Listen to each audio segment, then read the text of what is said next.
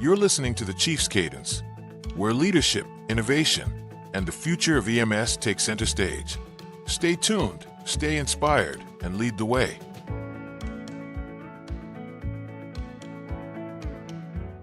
Hello and welcome to the Chief's Cadence. I'm Shane Wheeler, your host.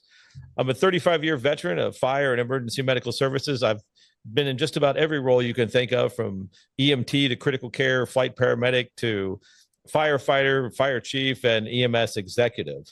We're going to talk today about leadership. It's how we relate it to, in real practical sense, from the theory to the practical, and how we do that. This is the first podcast or vodcast, my very first vodcast for that matter, about leadership foundations for aspiring and new EMS leaders. This is a partnership and being published in the Journal of Emergency Medical Services, JEMS.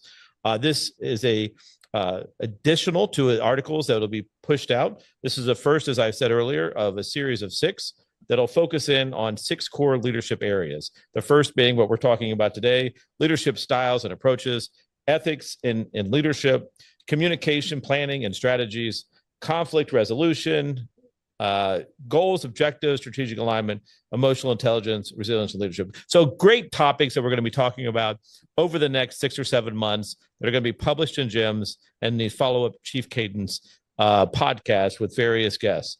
Our very first guest, I'm happy to welcome FDNY Chief of Department, John Esposito. John is a 34-year veteran of the FDNY, rising from the ranks of firefighter all the way to being at the helm of the nation's largest fire and EMS department. John, welcome, and thanks for being a guest and helping us through this first discussion about leadership styles and approaches.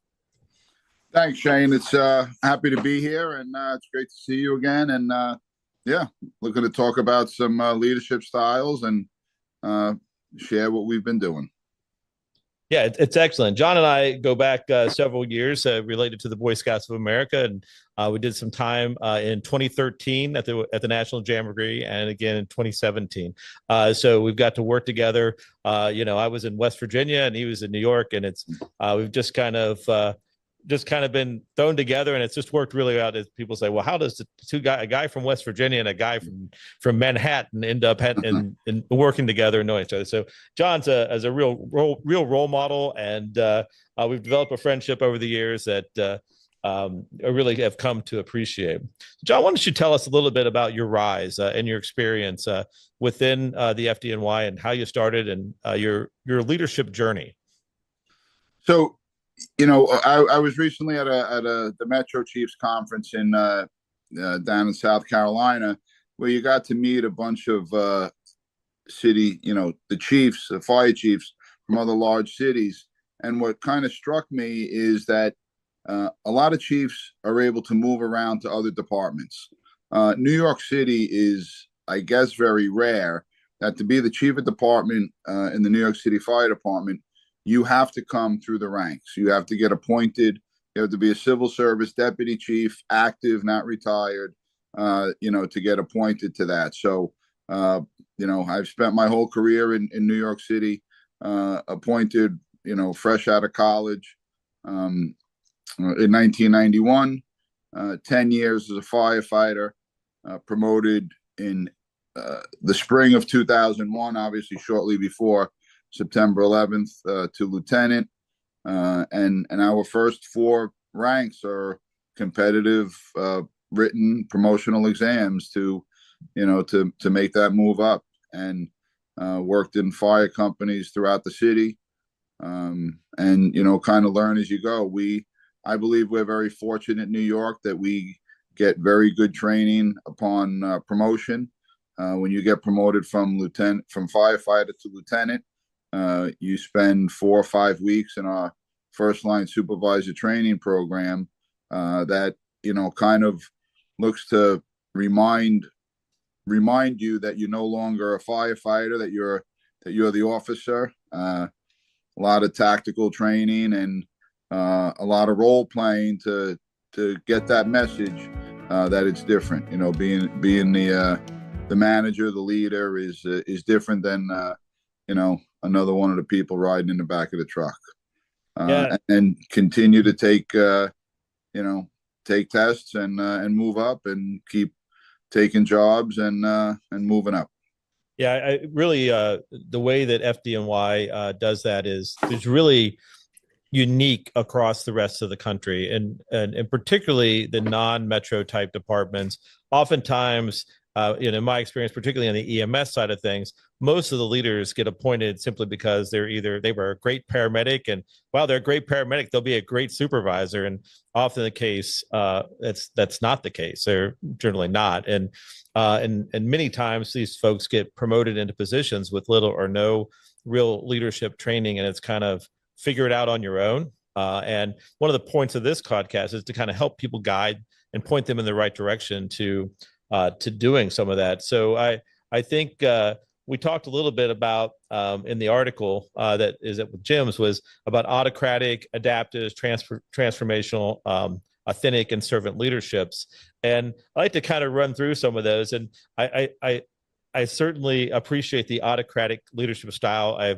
I've seen that in action. I think there's certainly a place, on a fire ground, an extrication scene, really bad call. You need someone, as you've experienced, that can just give direction and be that stoic leader, then, get it done kind of thing. But, and it also sometimes that doesn't work in the non-crisis kind of situation. You've got any experience in that? Sure. So, as I was reviewing that article again in preparation for this, you can use, I think I've used all 5 of those leadership styles, and it's dependent on the situation and the person, right? We have to know our people, we have to know what they respond to, and we have to know the situation.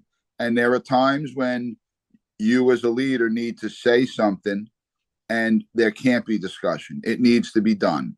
And it's not just that it's an emergency scene.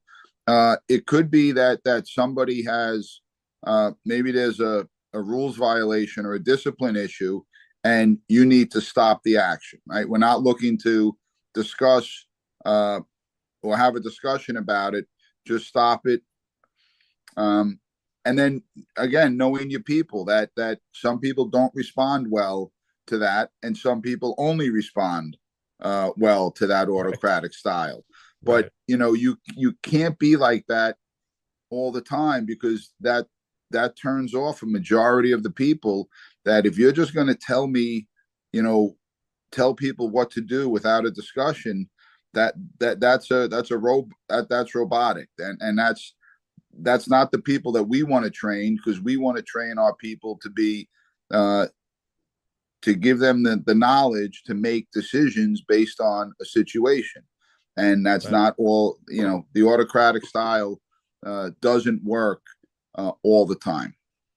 Yeah, you mentioned that you've used all 5 of those, and I think that is really focuses in on this adaptive leadership style, right? And I think that is, in my experience over the years, I've come to be more of that adaptive leader, to understanding who responds to what. As you say, there are those people that only respond to that autocratic, authoritarian kind of get out and do that, wash your truck, do that. And then you'll have people that want to know why they have to wash the truck. And they want an example, all the whys, but why, right? And so you have to be able to adjust your style, because you're right. Not all situations require that.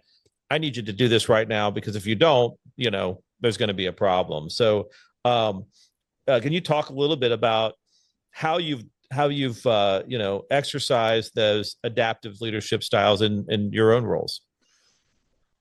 So, we started this. I told you we graduated 326 new probationary firefighters today. So think as they get to their firehouses this weekend and the beginning of next week, and how those officers are going to deal with the new firefighter compared to the 20-year member. And, with telling them things, so maybe he tells the 20-year member, let's get the firehouse cleaned up today, and then we go out for drill. That new member, you have to tell them, they don't know what it means to say, clean up the firehouse. So we're going to have to go through each, the process of exactly how we're going to do it. We're going to sweep the apparatus floor. We're going to wash the apparatus, mop the kitchen floor, and whatever gets done for that weekend. So, yeah, it's knowing your people, knowing where they are along their development, and then just because you have two people that have the same time doesn't mean that they both get treated the same, uh, or that they respond to that same leadership style. Uh, Ideally, the best is when as a leader you're able to tell them what you want done, and they know the right way to do it, and they pick they're able to do it the correct way without violating any rules. Yeah, kind of. Um, Yeah, meeting them where they're at, right? Taking the lead, meeting them where they're at. I think that's critical. I think that we see this also with generational leadership, right? You got the guys like you and I, or you were brought up in the whether fire service or EMS, where you had some hard heads, and they didn't really care if they hurt your feelings or not, right? You just did it, and these newer generations, if you talk to them like we were talked to, in 1995, yes. then we would be in trouble, Yeah. right? Yeah. So you just can't do that. And you think of that I like to say I didn't know that we were allowed to ask questions, right? And then the pendulum has swung so far the other way. But it's funny, like I need to know the why also, right? If we've been doing something, when we're going to have a change in policy or a change in the way something's done, and especially if I'm getting this from in other ranks, when my boss was telling me, for me to be able to, as a leader, be able to sell that to my subordinate leaders and firefighters and EMTs, I need to understand that so that I can be the salesman and honestly do it, instead of just saying, yeah, we got to do it this way because that's what the boss says. I don't know, it doesn't make any sense to me. I mean, that's not really leadership either, right? We don't want that. There are times that there's a change for whatever reason, but as much as possible, when there's discretion there on a change, I need to have that discussion. I need to understand the why, so you're then able to explain that to your people. It's the same with wearing protective equipment, and the big one, and it's not just in fire trucks, it's in ambulances too, wearing your seatbelt. And the answer, wear the seatbelt, it's probably the law in all states, but it's not just to comply with the law, it's because it's the right thing to do to protect yourself. And I think that if you go home and ask your loved ones, look, when I'm in this vehicle racing to a scene with lights and sirens, and I might be going through intersections, I'm probably more at risk for an accident. Should I be wearing my seatbelt? I mean, I think everybody's going to tell you yes. And so, I think when you give the explanation to things, I think that goes a long way than just saying, do this because it complies with the law, or do this because the boss said to. Yeah. I want to shift a little bit to, the buzz kind of leadership styles, right? We're talking about transformational leaders and transformational leadership. I think that, oftentimes you'll find new officers and they want to change the world. It's a great thing. And they're focused on the grandiose. Hey, we should do this, and this is how we're going to move it. And then they get discouraged sometimes, and then they lose sight of the little things, and then they lose credibility with the teams, and the morale gets impacted. Any experience with that phenomena that happens with new leaders and transformational theories? Yeah, it doesn't work. Yeah. All right. So here's the thing. You have to, in my experience, that new leader, whether you're a new mid-level leader, a new company officer, or the new chief, the chief of department, if in day one you come in and say, we're doing this, this, and this, what does that tell everybody? That, oh, we were doing it wrong, and oh, thank goodness you're here because you're gonna make everything straight. and show us what we were doing wrong. But I think you've got to take some time to look at what's going on.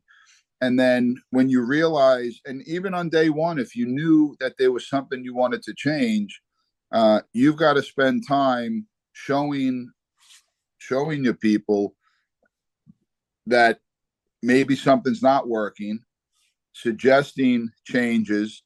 And if you're really good at it, they're suggesting to you what you knew on day one you needed to do. And you were able to convince them or show them over time, what was right. And if you're able to do that, I mean, that's like magic, and that works sometimes, and sometimes it doesn't. Sometimes we all get so, I guess, so convinced that the way we do it is the right way or the only way, that you're not going to see any change, and it's really got to be forced. But I think that's after you've tried to gently convince them or show them of the change. And sometimes change just does have to happen for if there's a change in a standard, what one way you do something or equipment that you use isn't available anymore, and there has to be change. When we started wearing hoods in I think it was 1995, that was a very sudden change that was not too popular. And now it's, all these years later, it's the norm. Right. So, nobody likes to have change all that sudden. And you know what they say about, cops and firemen and EMTs, there's two things we don't like: the way things are and change. Right. So, it's, and another, about change, the, if you don't like change, you're going to love extinction. So, right. It's a cultural thing. Change is very slow. Change happens over a long time. Even when the policy has changed suddenly, the adapting to it and it becoming universally accepted happens over a long time. Yeah. So this brings us into authentic leadership, right? And I this is relatively new in thought process. I think it's something that's been practiced for centuries, right? It's that ethical leadership and morally leaning with honesty and transparency. I know you personally as an authentic leader. So how important is that for new leaders? Well, you've got to convince the people that you work with or that work for you that you care, right? That you're gonna that you care about them, you care about their issues, you care about their problems, and that you're human, right? That you are not infallible. I think of an incident I had, a few years ago where I got way too involved with the tactical operations when I should have been, about 50 feet away at the command post. And, on the ride home that night, you're playing the whole thing over in your head. And you're like, oh man, like it's bothering me that, the way everything went. And then the next day I saw two of the chiefs that they're the ones that should have been running the tactical operation.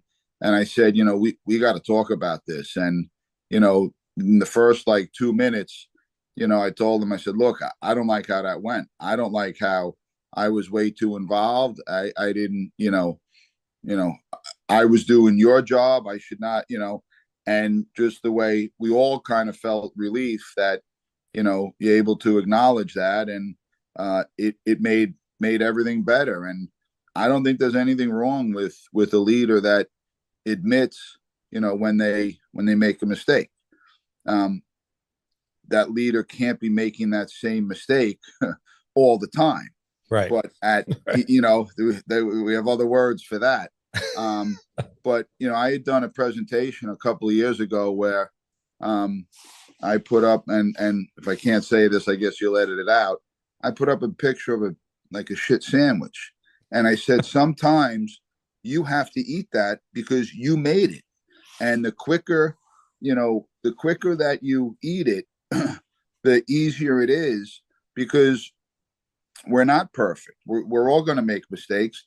And if we want our people below us to admit and be able to have an honest critique of what happened, how can they do that if the leaders, if those above them, aren't going to do that? So, when you mess it up, you've got to have that discussion, or even asking the question, what do you think? Did was I too involved? Was I not involved enough? Or, and then when somebody has a legit criticism of you, and I'm not talking somebody that's, coming after you, looking to hurt you, but when you're having an honest conversation, you have to let them have that honest conversation and let them, be critical of you or ask questions of you.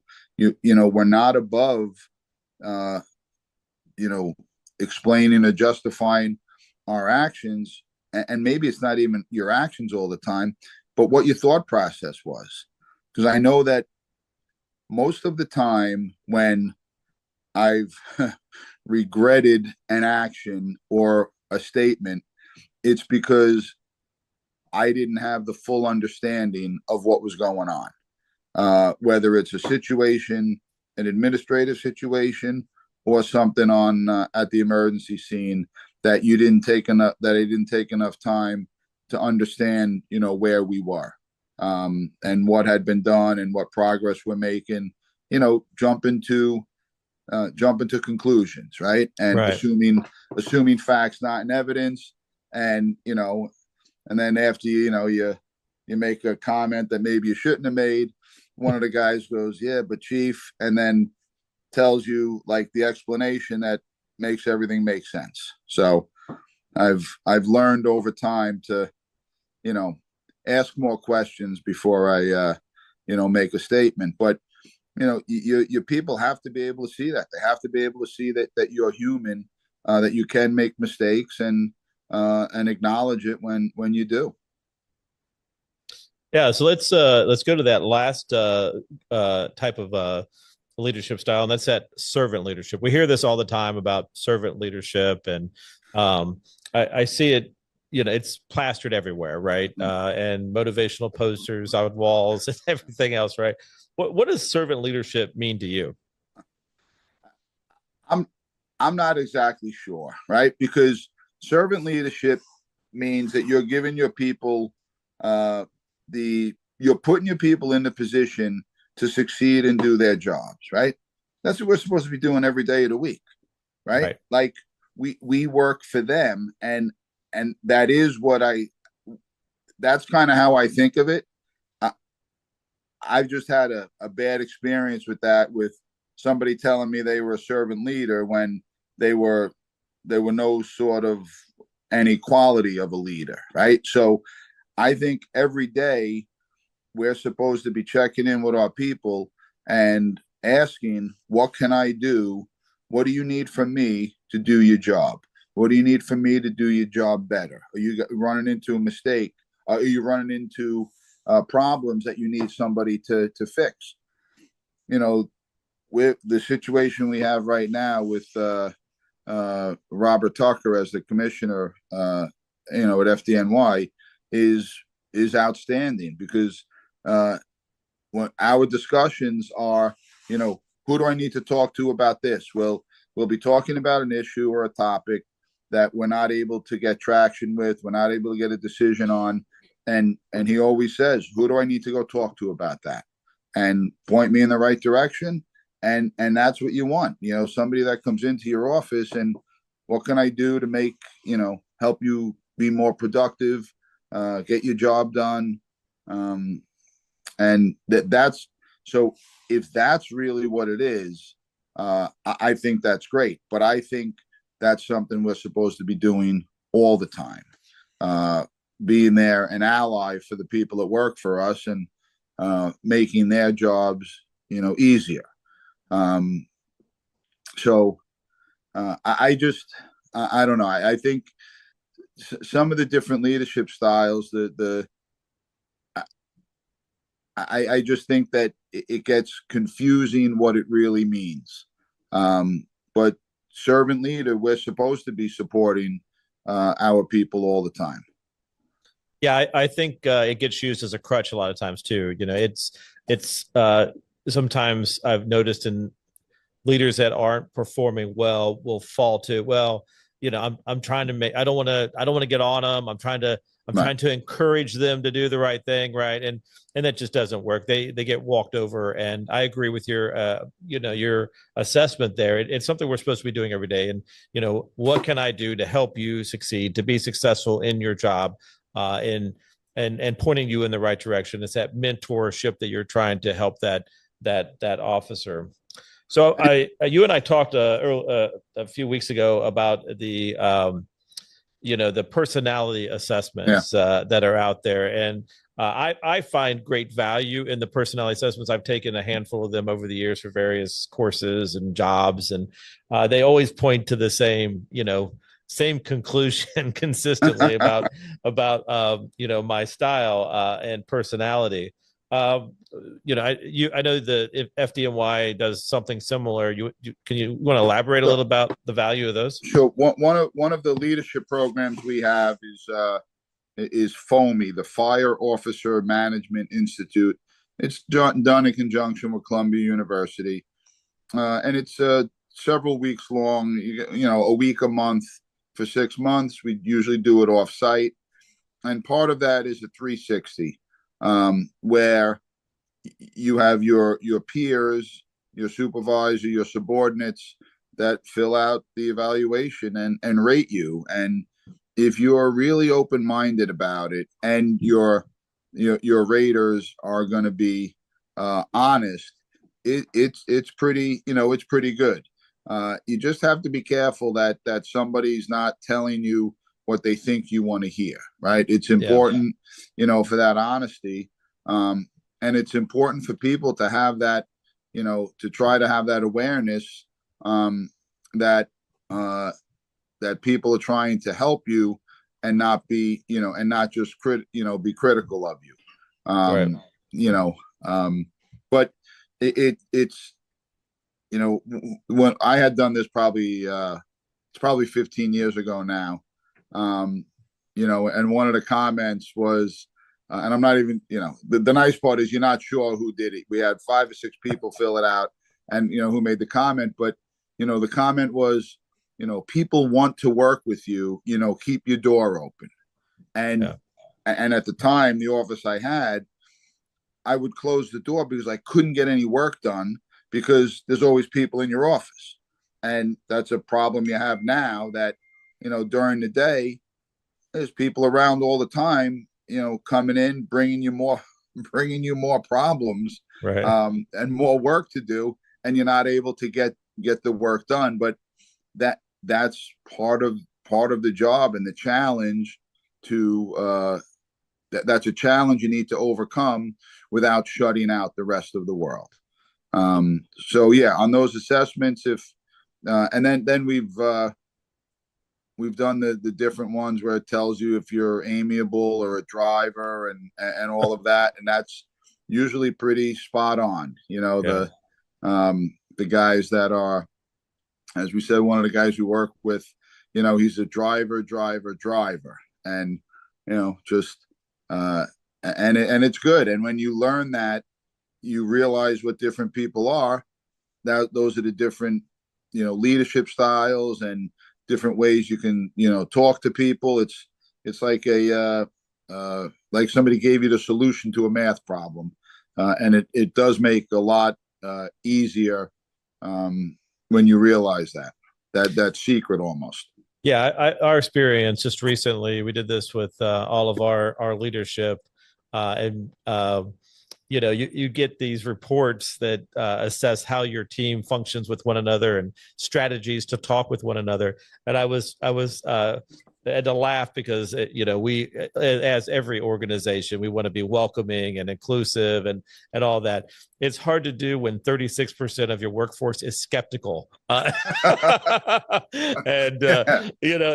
which is common with fire and EMS and law enforcement, right? Everybody's a little skeptical of everything, right? But we're trying to be, hey, come on in, but we're going to watch you really closely. But look at that, right? So fire, EMS, cops, nurses, teachers, right?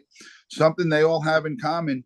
They see the real world every day, right? So,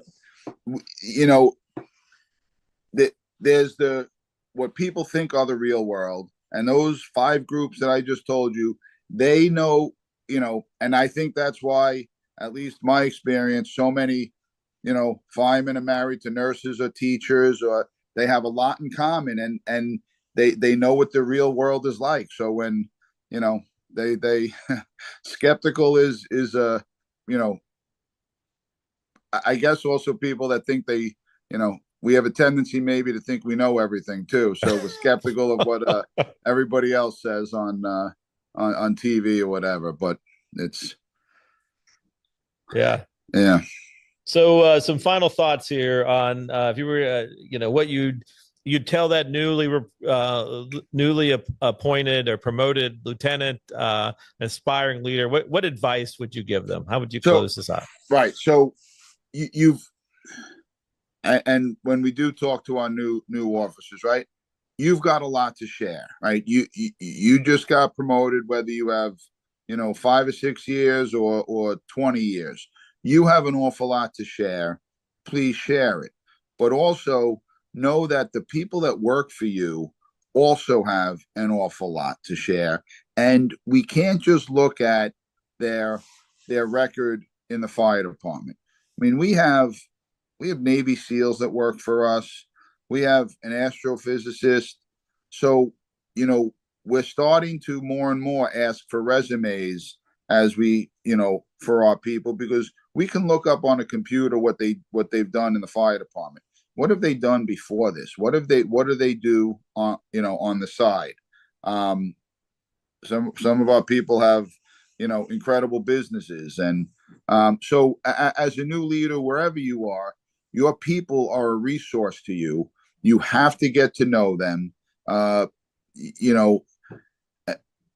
think at times the fire service gets criticized because the supervision, the leadership, the managers are so close to the rank and file. But I don't see that as a negative. I see that as a force multiplier, that we are, all in it as a team. We all play different roles. And I think it's very important to know, to know the people that work for you, their kids, what their kids do, their wife, about them outside of the, outside of work. And I think that's, very important. And when you're making decisions for them, I think it shows that that you care. That's one way to show it. But obviously knowing your job, knowing what you're supposed to do, and knowing your people, I think all of that leads to a leader, a supervisor making better decisions. And just keep reading and learning. 2 ears and 1 mouth. Great advice, Vern.